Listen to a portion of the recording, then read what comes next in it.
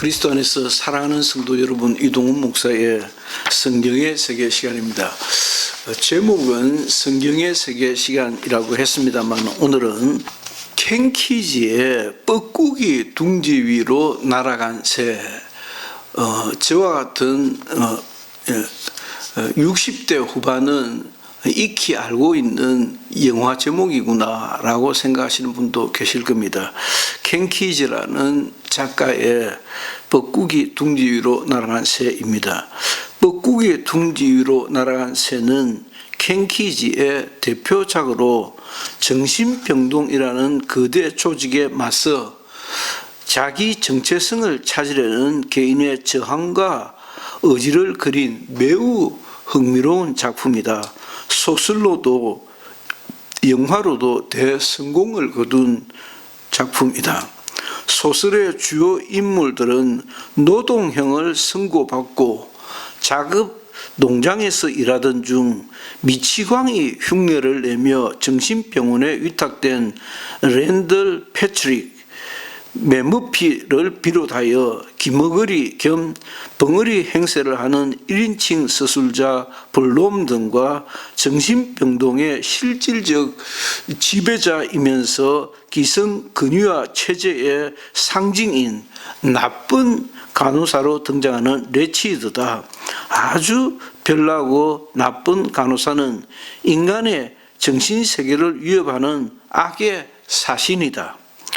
대학 초년 시절 보았던 이 정신병동 영화는 소설과 함께 굉장한 충격과 신선한 질문을 던졌다. 뻐꾸기 둥지는 속어로 정신병동을 의미한다.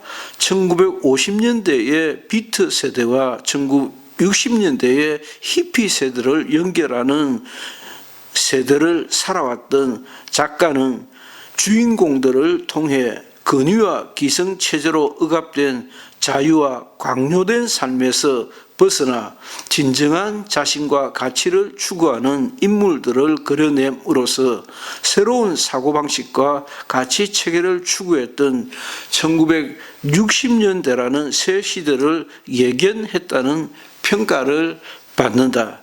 꽤 개팍하기는 하지만 정상적인 사람이 어떻게 정신병동이라는 거대 조직에 갇히게 되고 거기서 폭군 놀이를 하는 간호사라는 저항 불가의 사람이 펼치는 편견과 억지에 의하여 인간성이 짓밟혀 오히려 더 진짜 정신병자가 되어버려질 수도 있겠다는 암시에서 큰 반향을 불러왔던 작품으로 기억한다. 다음은 글의 초반부 내용이다.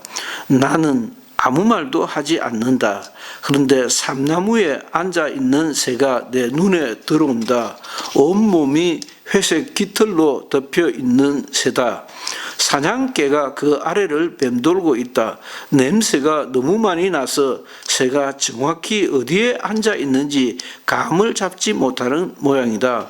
새는 가만히 앉아있기만 하면 된다. 움직이지 않으면 잡힐 염려는 없다. 새는 꽤 오랫동안 그 자리에서 버티고 있다. 개는 더 큰 소리로 킁킁거리며 점차 반경을 좁혀간다. 이었고 새가 날개를 활짝 펴고 탈출한다. 90페이지에 있는 내용입니다. 마치 책의 내용을 비유로 압축해 놓은 것 같은 본문이다. 주인공은 갈 곳을 잃은 아메리카 추장 블롬든이다. 이 소설을 기반한 영화는 맥머피가 주인공으로 소설은 블롬든의 입장에서 서술되어진다. 그는 콤바인으로 불리는 정신병동에서 레치드 수간호사와 흑인 보조원들의 강압적이고 부조리한 행동들을 지켜보고 있다. 문제는 지켜보고만 있을 뿐 이 불합리한 상황을 벗어나고자 하는 어떤 노력도 의지도 없다. 심지어 말도 못하고 듣도 못하는 사람처럼 행동한다. 보조원들은 브롬든이 있든 말든 비밀스러운 이야기들을 거리낌 없이 자기들끼리 나누고 있다. 하지만 맥머피가 들어오면서 브롬든에게 변화가 일어난다. 본격적으로 이야기가 전개되기 전에 초반부 내용은 또 다음과 같아. 소설은 범죄자 맥머피가 육체적으로 조금 더 쉬운 곳을 찾아 정신병원에 입원하게 되면서부터다. 중요한 것은 이 정신병동은 일반의 병동과는 사뭇 달랐다는 것이다. 주인공은 여기가 이상하고 위화감이 드는 곳이라는 것을 단박에 눈치를 채고 만다. 환자들의 굳어버린 생각에 혀를 내두르지만 이내 거대하고 지배적인 적에게 맞서기 위해 정신병동 환자들을 부추기면서 맥머피는 일탈을 저지르고 때로 무리들의 충동을 자극하는 영웅이 되기도 한다.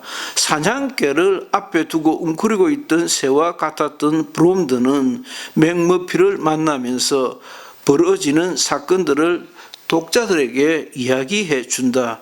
정신병동에서 일해본 저자의 경험 탓인지 내용도 아주 실감 있다. 전체적으로 흥미롭고 재미있고 도전적이고 기존의 체제에 도전한다. 정상, 비정상은 무엇인지, 우리 각자는 어떻게 살아야 하느냐는 무거운 질문을 던진다. 따옴표, 사방 벽이 짓누르고 있는 듯 가까운 분위기가 감돈다. 너무 가깝해서 웃음조차 나오지 않는다. 이곳은 정말 이상하다. 사람들이 긴장을 풀고 웃으려 하지 않는다. 미소 띈 얼굴은 백지장처럼 희고 입술에는 너무 빨간 립스틱을 바르고 가슴은 너무 큰 저 할망구에게 모두들 하나같이 길을 못 펴고 있는 것도 이상하다. 그래서 그는 본격적으로 게임을 하기 전에 이 새로운 곳이 어떤 곳인지 잠시 두고 보기로 한다. 그것이 영리한 도박꾼의 묘수이다. 발을 들이기에 앞서 잠시 게임의 흐름을 관망하는 것이다. 페이지 87. 글은 총 4부로 되어 있다. 정신병동의 지배적이고 강압적인 부분을 눈치채고 벗어나기 위해 노력하는 부분, 브롬든이 우물쩡거리던 초반과는 달리 후반에서 보여주는 변화는 상당히 인상 깊이 진행되는 그의 성장 변화에 눈길을 보낸다.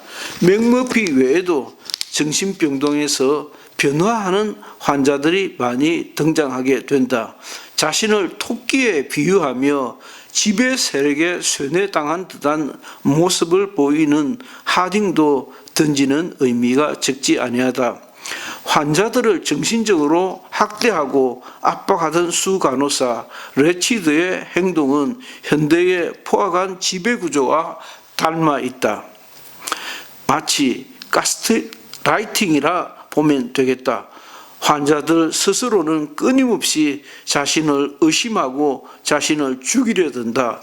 맥머피의 과감한 행동이 매 순간 환자들에게 가스라이팅이 되어 레치드의 소나기에서 벗어나게끔 만들었으며 보다 유연하고 자유롭게 생각하도록 돕는다. 맥머피와 함께한 동료들의 발버둥은 좋은 결말과 상관없이, 왜냐하면 이 글의 내용은 별로 좋은 결말을 가져오지 않습니다. 그러나 그럼에도 불구하고 그런 의미다. 의미 없는 행동만이 아니었다는 진한 여운을 남긴다. 마치 현실에 부조리한 것들을 그대로 받아들이고 결국 지고 마는 것 같지만은 그 지고 마는 것 같은 모습마저도 의미 없지 아니한가라고 독자들은 생각하게 된다는 것입니다. 정신병동이라는 법적, 사회적, 강제적 제도를 대상으로 어떻게 얼마나 많은 대가를 지불하고서라도 자유를 얻어야 하는가 하는 질문을 던지는 작품이다. 얼마든지 정신병동의 틀을 넘는 사고가 열려 있다. 일독을 권한다. 글 이동훈 목사의 책 읽기 시간이었습니다. 여러분들에게 3월 중순에 좋은 날들이 되시기를 주의 이름으로 축원합니다.